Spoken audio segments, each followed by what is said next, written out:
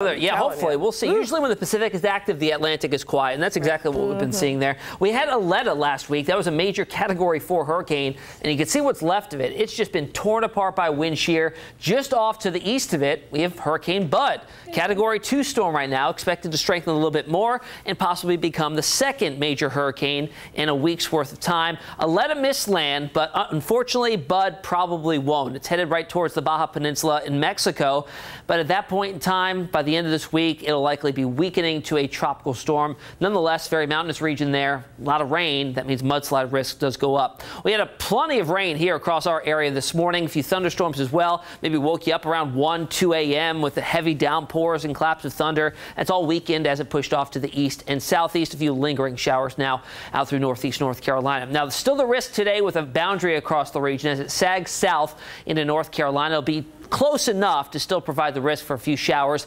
especially this afternoon.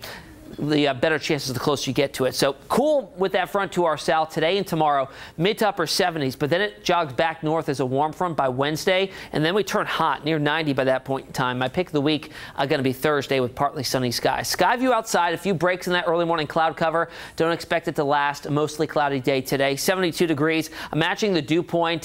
Not going to warm up a whole lot more, too, with our winds turning in out of the northeast eventually today as well. 68 in Ahoskie. It's 71 in Newport News. 72 in Elizabeth City, Williamsburg, and 71 in Hampton. Through Futurecast today, notice a lot of clouds and an isolated shower or two. Better chances to the south, closer to where that front gets hung up. Temperatures tonight falling back into the 60s. An isolated shower risk still there. By tomorrow morning, I think we see some sunshine early on, but with winds continuing out of the northeast, the clouds will be fairly locked in across much of the area. Temperatures similar to today in the mid-70s. But then by tomorrow night, the front starts to lift back north. Our winds get a southerly component to them and will be much, much warmer on Wednesday with highs up to around 90 or so, well above average, which is 83, and we level off closer to that number Thursday and Friday. 76 out there today, mostly cloudy, an isolated shower storm, better chances in the afternoon to the south. 65 tonight with an isolated shower and cloudy.